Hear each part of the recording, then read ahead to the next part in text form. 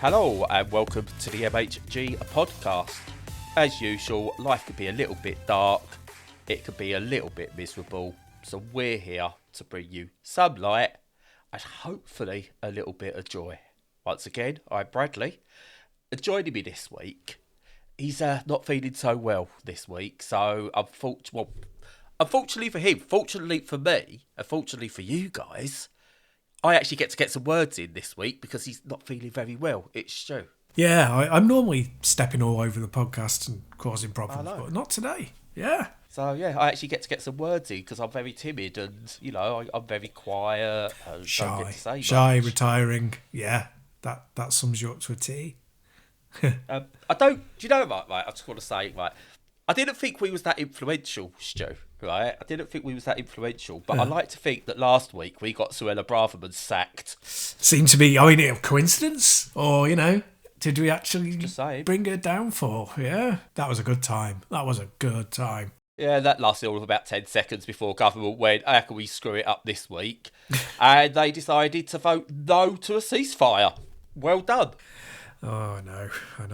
238 ministers essentially going, nah, death is fine.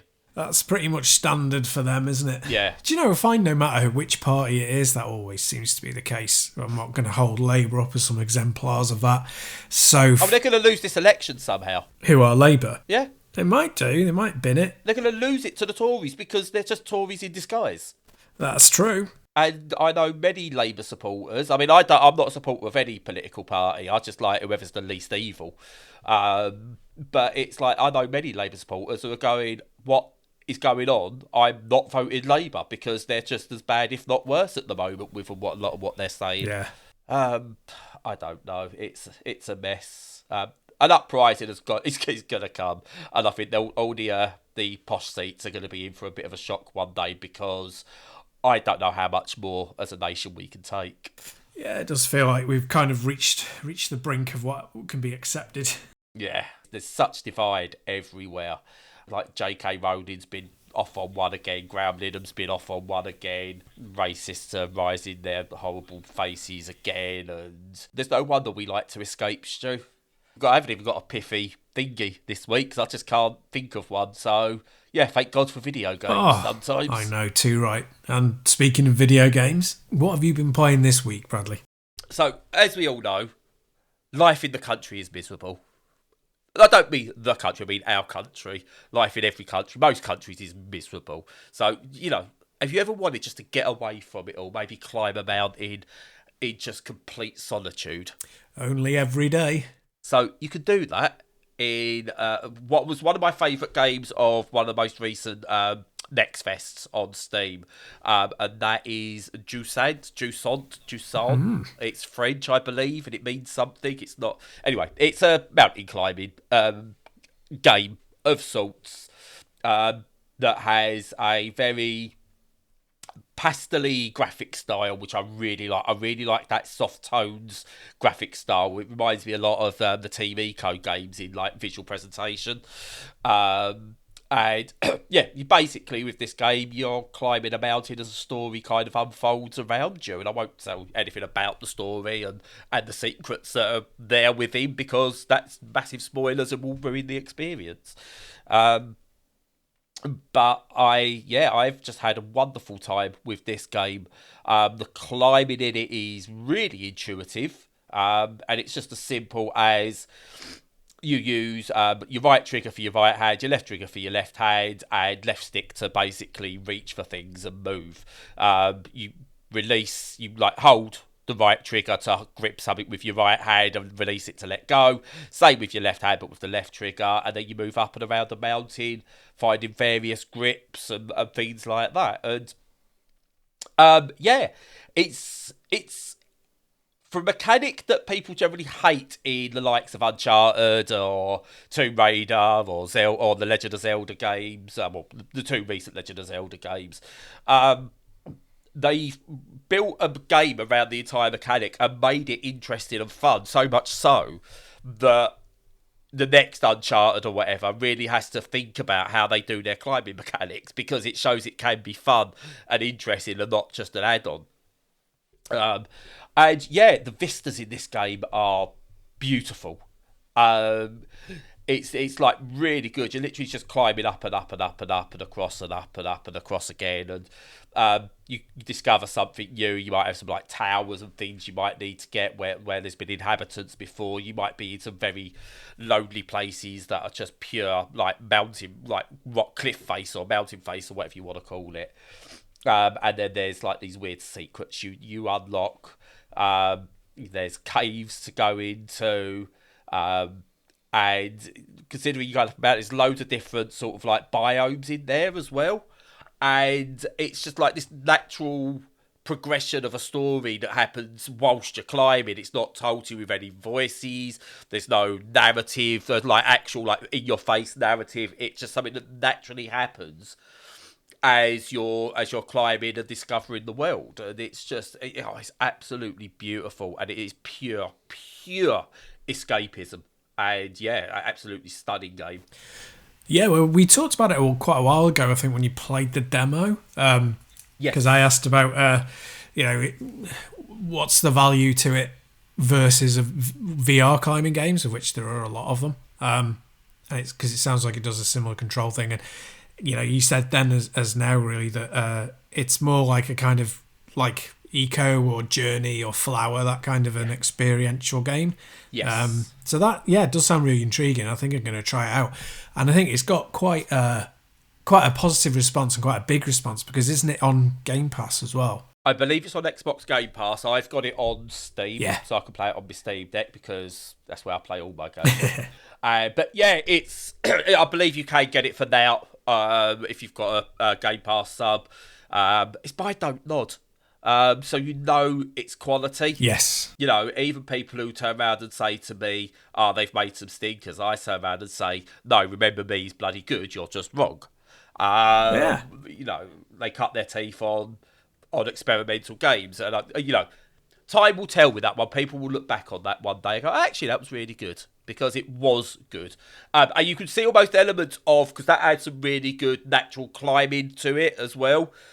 You can almost sense a little bit of that in there, because I say that the way you traversed in Remember Me was really natural compared to other games of the time as well, and that's what really got me onto it. But yeah, this is just takes everything about climbing it that is usually trash and just makes it fun. And I say it's just great to be. It's a wonderful world to be in. And I just don't want to say too much, because the discovery in it is sublime. Both from the extra things you find to help you climb, to the mysteries you'll discover, all of that is just brilliant. And just the visuals, considering you're climbing up a snowy mountain, just the diverse amount of biomes and visual changes are there is really something to behold. I did wonder from the demo whether it might be a bit samey and lose its impact. Not a chance. It keeps the same impact throughout the game. Doesn't outstay its welcome. It's short enough. It's got a lovely atmospheric soundtrack to it. And absolutely stunning. Yeah, good stuff. I might have to rebuy Remember Me, because I had it on, what was it? Probably PS3? Xbox 360, PS3 it came out. Yeah, I had it probably then. Get it for about 50p on Steam. Yeah, it was $4.59 in a sale at the moment until the 21st of November. It's the 16th as we write. So yeah, if you're interested, you got a few days. If you can't get £4.50's worth of value out of it, then there's something wrong. I mean, it is flawed. I mean, I don't want to re-review Remember Me. It's not the best game ever. It is flawed. But it's nowhere near as bad as a lot of people made it out. And at the time when I was just like originally doing reviews and stuff like that, where I was flying through everything, it's one of the games I actually spent so much time with and completed completely finished 100%. There you go, that's the word. So yeah, worth it, I think, definitely. So what's your one game this week, Stu? Well, it's just one, but it's a big one. Because everything, of course, as we've said, is stacked towards the end of the year, which makes trying to fit everything in fun if you want to review these things. But I, took the plunge, and it was definitely worth it. And that is Cyberpunk 2077 Phantom Liberty, which is it's called a DLC, but it's like The Witcher, Blood and Wine. It's big enough to be considered a game in its own right, really. It's like probably 12 hours or so, but massive for DLC. And they've done it again. They've done it again. They've had a great core game, and then the DLC has just absolutely knocked it out the park towards the next park, past that park and into the next city boundaries. So it kind of takes everything that was good about Cyberpunk 2077, which was a lot. It was an excellent, excellent game. I know that it had like teething problems, and of course that changes how people feel about a game, but it was a really good game even with some of the bugs. And then they've kind of stomped all the bugs, and they've also now done the DLC, which incorporates all of the changes. It's got a new kind of development and weapon system and upgrade paths that are like more applicable to what you're doing. They're easier to understand, and they have better perks. And more importantly than that, because I always enjoyed the kind of the weapon combat systems, all of that anyway. Well, even better than that, even though that's improved, the interactions with people have got even better. And again, that was already good. So what it does so well, it kind of makes them sort of prescriptive. So it's still an RPG. It's not kind of like you're just wandering around like a Bethesda game and you'll speak to people, and sometimes what they say is interesting and sometimes it's not. It's got that thing where everyone's part of a faction. You have a relationship to that faction, whether it's positive or negative or neutral. And there are people within those factions, some of whom you'll need to connect with and some who you'll want to avoid or you want to have combat with. And you've got special characters who you need to have full, they take off on branching paths of narrative. And the way that it flows and intermingles with all those things is so good. The pace is kind of really amazing. It never flags, but it doesn't feel like it's pushing you too hard to do one particular thing or go in a certain direction. But at the same time, it doesn't make you think, oh my God, a nuclear bomb's falling out the sky, but can you go off and collect, 20 rupees for this person before you stop that happening? Yeah. The balance of that is really clever. And overall, CG Projekt Red just feel like they've picked apart all the things that make a Western RPG and just discarded the fluff and just left it out. It looks amazing. It looks even better now that it's been, it's on patch 2.02 at the time of recording. It moves beautifully. It looks incredible on a PC. It looks very, very good on Steam Deck. Like it works surprisingly well. It's basically it's right at the end of the year, pushing right into my top 10. It's really good. So, a couple of questions. First things first. We said, I want to say towards the end of 2021. When did this first release, by the way? Was it 2021 it released? It was 2020, unbelievably. Jesus, was it that December 2020, yeah. And I remember we had a discussion about the mess of the release, could it sink CD Projekt Red? Because everything they were saying, that there are PR coming out of it and everything was just shocking at the time. Is this up there with No Man's Sky in terms of redemption arc? Well, I suppose to put the question back to you is: do you feel like it needed that much redemption? Do you feel it was that bad? I do. Right. I do. Yeah, not just because of the bugs and everything. It was the attitude towards it, the marketing towards it. Don't forget, Sony pulled the game off their store because it was that bad as well. Plus, they had the issues with how they was writing trans characters and things like that, and stories that were coming out about crunch and stuff like that. It just seemed like everything was hitting them at once. And I say that culminating with a mess of a release. Whether everyone had that or not, doesn't matter. It got out there how bad of a mess it was. I felt that I could easily have gone the way of, what was that really bad Assassin's Creed? I don't say all of them. The one that was set in France. But anyway, the really, really bad Assassin's Creed that absolutely tanked the way they did things, because I think they was talking about, it was the same game where, Ubisoft Montreal, or whoever it was that made that one, were talking about you couldn't just make female characters. It was difficult to add female characters into the game or something. Some bollocks, and it had all the bugs with the teeth and the eyes and stuff like that. It was that levels of bad. And I didn't see a recovery for that particular game. I really imagined CD Projekt Red getting it out to a point where it was passable, and then just moving on, just going, oh look, here's Witcher 4 or something like that, to try and sort of like divert attention away. So yeah, I'm impressed with what they've done here, and they've stuck to it, and they've rewarded those who were along for the journey. I think it's really impressive of them. And credit where credit's due to them, I think. Yeah, I mean, we kind of being on the inside of it a bit more, see a lot of the failings, and I think of that initial release, and I think that the general public didn't always have such a bad regard of it. I think mainly because on the new consoles it ran really well. It had to be, pulled from the old consoles, and I think it disappeared off the store completely, but it was really only PS4 and Xbox, whatever they're called, the one that I've got, where it was really, really unplayable. And there were some issues on the PC versions, basically. Yeah. There were problems with the PC versions, but they weren't insurmountable, and some of them could be brute forced out of the way. And I think the overall view of that, plus the issue with like trans representation and some of the sexism in the game, made it all feel a bit of a mess. It's on a technical, let's deal with the trans thing first. It's far less sexist than it was, I'm really pleased to say. Yeah. There's still a couple of billboards that are kind of sexist in a way that, I think they're trying to say, oh, we're in on the joke. We're using the male gaze as a joke kind of thing here. Yeah. And I don't think they are, and I don't think they've succeeded in that. I think they've learnt that lesson, but they've left a couple in because otherwise it wouldn't be the same world that it was. Of course. Which I don't condone necessarily, but they're practically non-existent now in Dogtown, which is the new area that you're in, and a couple of the new areas I've seen.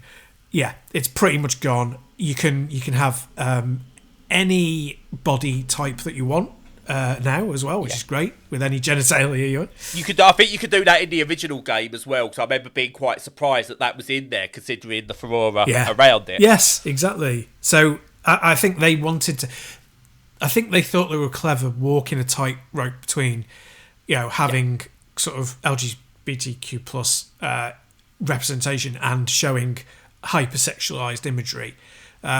Thinking, I think they understood satire like Alanis Morissette understands irony. Exactly. I think it was tonal whiplash. I think they got it wrong.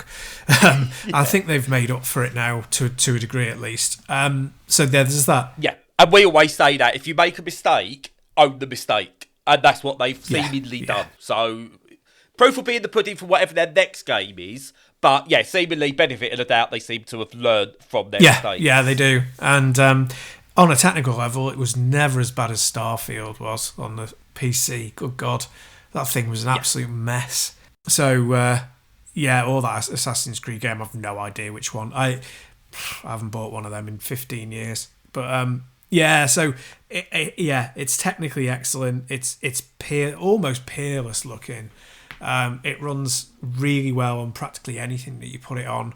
The story's great. It's just a really excellent video game now, and I think I think it's turned it around to answer the question. Yeah, excellent. And the other question I've got about it, and I can't remember this. I need to go back and play it, and I've never really got that far into it yet. I've just been playing Yakuza, not Yakuza because it's not Yakuza anymore. I've been playing Like a Dragon Gaiden, The Man Who Erased His Name, because that's a title. And it is fully self-contained. There's loads of stuff to do in it, side mission stuff like that.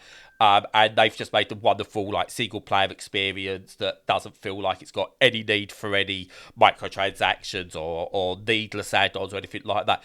Are both the main game and the DLC both completely self-contained?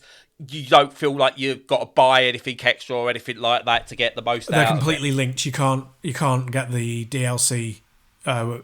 Even if you buy the DLC, if you've not played... Yeah, no, sorry, what I meant was, there's no sort of microtransactions or gubbins, is there? No. No, good. No MTX, nothing else needed. Nope. Good. I'm glad that. It's one I've got to get round to playing. I didn't play The Witcher until a few years after it came out, so I think that's how I do things with CD Projekt games, so I'll get to it.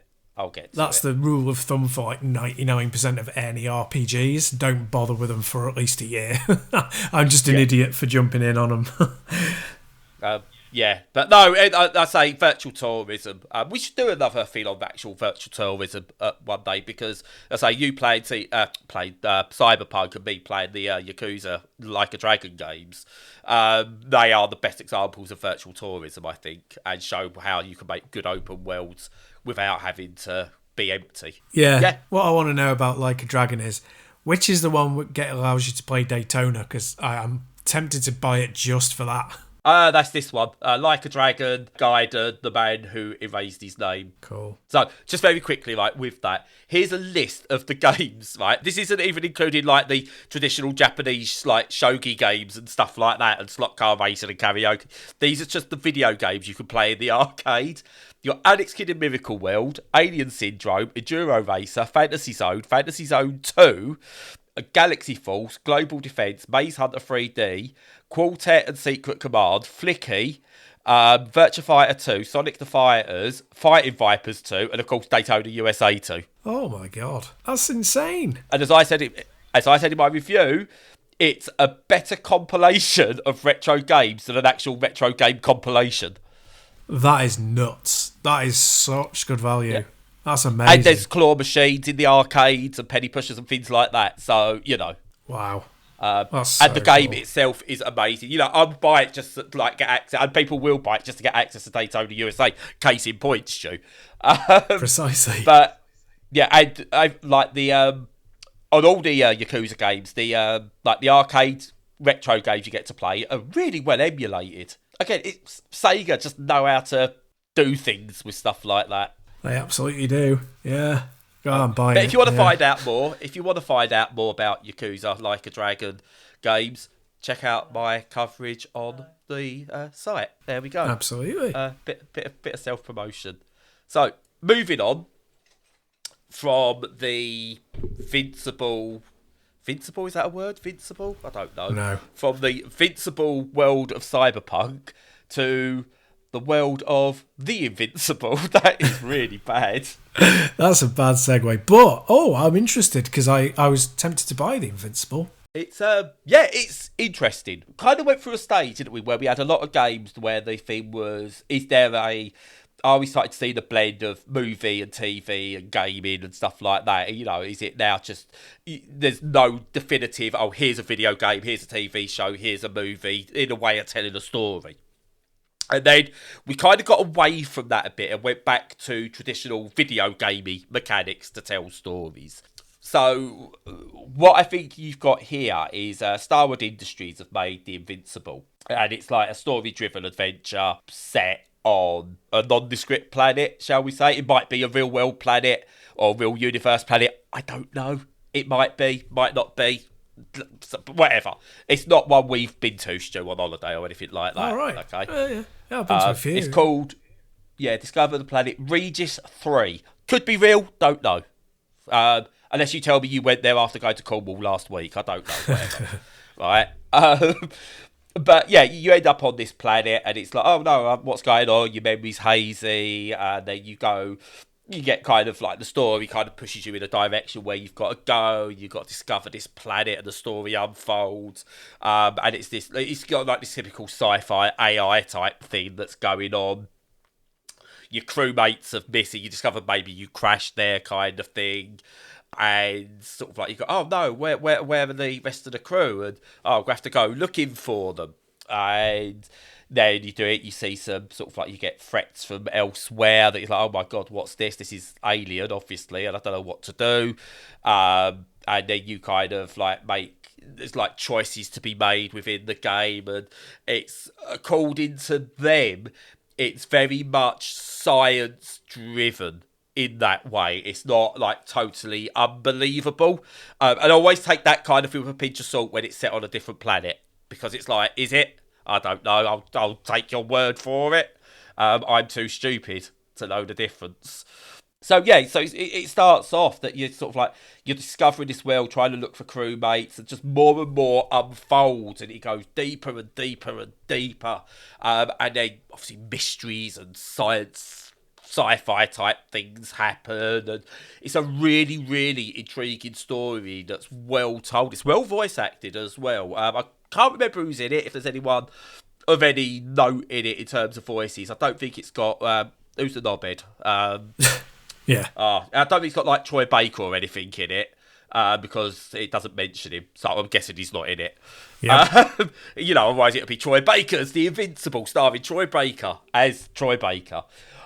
Anyway, so I don't think it's got anyone of note. Apologies if it has, and I'm doing you a disservice. But it's really well acted, voice acted. You get drawn into it really, really well. The atmosphere in it is wonderful. The vistas you get to see are absolutely glorious. And the story is really, really, really intriguing. And for what is generally feeling like a walking simulator for the most part, has quite a lot of interactivity that really bridges, again, a gap that I didn't realise was there between full-on walking simulator and full-on video game. It's managed to find itself a little hole somewhere that we didn't know existed, and then carve something out for itself. It's really, really good, really atmospheric. I wouldn't say enjoyable because it's not a fun game, so to speak, but it's an intriguing game that you want to be part of. It's like watching one of those films where you're a bit on edge watching it and not quite enjoying it, but you can't think of another word for it. Yeah, fair enough. Yeah, no, that's good, because that's kind of what I wanted out of it, with it being, it's kind of like a representation of a novel, isn't it? It's trying to an actual novel, not in the style of a novel. So, yeah, oh, cool. Yeah, no, I'm definitely keeping my eye on that one. I'm not I have to have it now with it, because there's just so much stuff kind of lined up, but I'm definitely going to get it down the line sometime, I think. Yeah, and we're on one of these again where it's like a decent price. So I should have said, like previously, the Jusant is, or Jusant, again, I'm not French or anything like that, it's just over 20 quid. This is 25 quid. We're looking at really well-made games at a decent price point as well, compared to 70 quid for whatever, broken trash might come out from Activision or whatever. So again, we're finding good prices for good, solid games, and proving once again, indie titles aren't just pixel graphics. Exactly, yeah. I've played so many this year that are that good. What about Alan Wake 2? Was you playing that? I'm sure you was playing Alan Wake 2, weren't you? I am. I can talk more on that next week if you like, because there's more to feedback on that one, I think. Definitely do, because I think Steph Sterling, I was surprised they said not Steph Sterling, that's something completely different. The new escapist thingy with Yahtzee, I can't remember what it's called, Second Wind. Yeah, he hated it. He's you show. Yes. And I was like, because he sounded like he was building it up to be something he really liked, and then he went in on it. I was like, oh God, I've missed you. You've only been away a couple of weeks, but I've missed you, Yahtzee. Do you know, I'm one of them who hasn't heard his reviews for a long time. I need a kind of break from him every now and again. Well, I kind of need to... Yeah, no, he can get a bit much at times, because he goes for the satirical, I'm going to dump on everything, even if it's good kind of thing, and it can get a bit much. Yeah, I like people who are kind of chill as well. Kind of, it's... Like me. Yeah, exactly. You bring the zen to my life. But, yeah. But I like dipping in every now and again to some of his stuff, and yeah, it's a really good review, very funny. But yeah, man, he hates that game. Yeah. Yes. So yeah, but anyway, check him out. They need your numbers. I don't know. I'm checking it. I don't think they do. Do you know? Ironically enough, though, like, supporters, we're all blah blah blah, this that, and so we're on our own now, blah blah blah, and then there's like 200,000 subscribers, and I know. I saw the credits after his video, and just went. I was going to say five. Can you send me 5 of those? Patrons. Oh my God. Yeah. If they're not bringing in 100 grand a month from that Patreon list, I don't know what they're doing wrong, because that's a huge number of people. I know. So a bit of cross promotion, yeah? Right, we've done you a favour, Second Wind and Yahtzee and everyone else there, right? We've done you a favour. Just pay it forward, yeah, come on. Yeah, or pay it back in this case. Reciprocate, yeah. Yeah, we want it back. Just five. Five of your Patreon subscribers will do. Okay. I don't know. Anyway, moving on. Just one I want to touch on briefly because it's one I don't think I'm going to get a chance to play. I will play enough of it, but it's one of those I'm going to play little bits over many, many months. So it's kind of going to be, I've only played a couple of hours of it, so here's a couple of hour in review. And it's My Time at Sandrock, which is a quasi-sequel of My Time at Porsche, I believe. Okay. I'm sure that's what it is, My Time at Porsche, yeah. It's like a quasi-sequel to that, or set in the same world or whatever. I didn't really play My Time at Porsche, so I don't really know.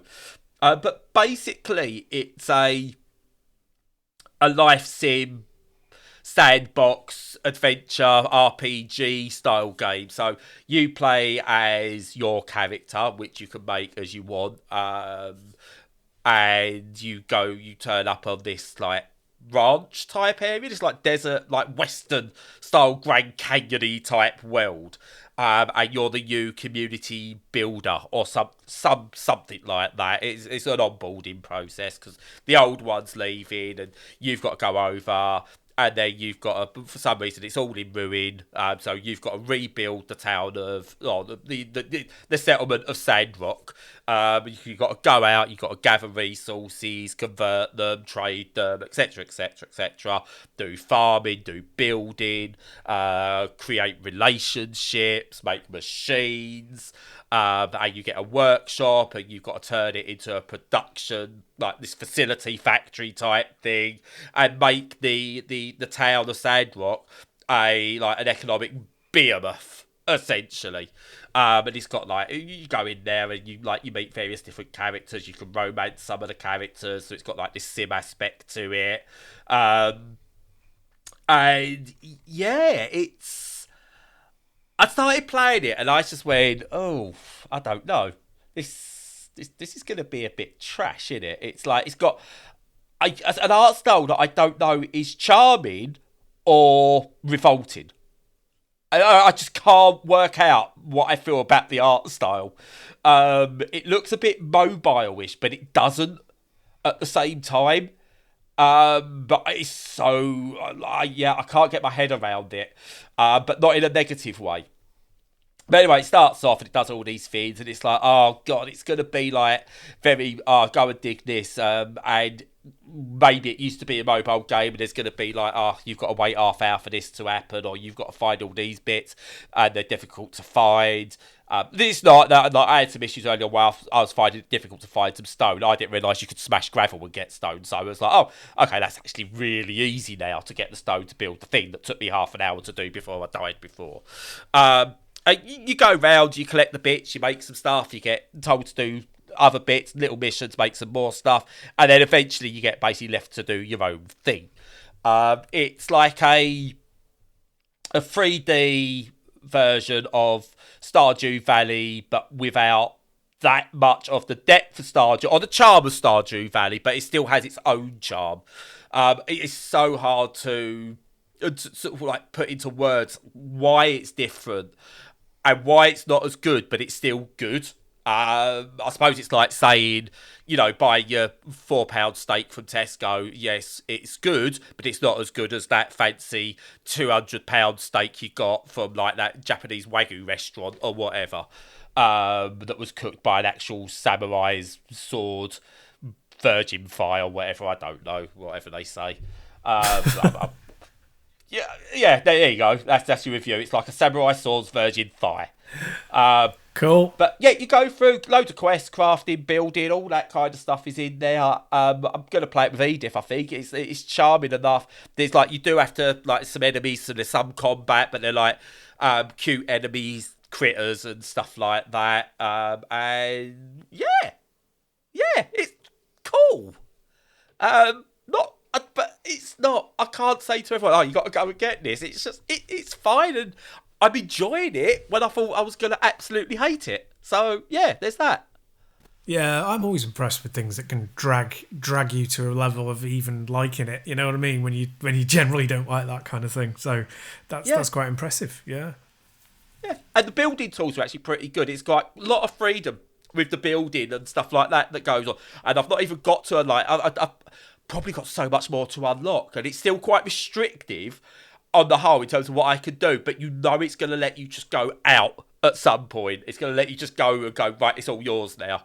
And, yeah. I think it's definitely one that I've played a couple of hours. I'm going to sit down with Edith now. Once I got through the tutorial stuff. And I think it's one of those I'll play with her on the Steam Deck. Lovely. But that's it. 3 good games this week. Start comparison to the last couple of weeks where there was quite a bit of, let's say, middling games. Garbage. To be no, I'm only joking. Garbage. They weren't garbage. No. But yeah, no, they were middling. Yeah, no, they were all crackers this week. But who cares about AAA when I've been playing Beep for the past few weeks and it's still really good? Yeah, when can you talk about Beep, by the way? I'm just having a look to see when I can talk about Beep. Jesus, I've had this code a long time. I can't even find. There we go. It's right at the bottom of my email list. Embargo November the 27th at 2 p.m. Ooh, quite a way, yeah. Jeez. I know. I'm very tempted to do a video on it instead, or I might do video writing and talk about it on the podcast. Yeah, because Beep is very good. Absolutely, do it. Right. Yeah. So. I'll shut up now. Sorry, Stu. I'll shut up now. Let's see anything you want to add. Sorry. I always do that. I shut up and then go, oh, what about you? No, it's all right. No, I was just going to say I'll have to get off because I feel absolutely terrible. Yep, can indeed. Great. All right. Well, if you want to just say, blah, blah, blah, I'll shut up now, Stu, and then I'll do the lead out if you like. Fine. Blah, blah, blah. I'll shut up now. You cheeky bastard. Is that it? You're really genuinely doing that, are you? Yep, and you can put that in. Fair enough. All right, there you go. Peek behind the curtain, a look inside the sausage factory. That's how we do things around here at MHG Towers. But yes, we will speak to you next week. And in the meantime, follow all of our content on the socials. Join us on Discord if you feel so moved. Stay away from being ill because I can testify that it sucks. And in the meantime, until next time, stay safe and stay sane.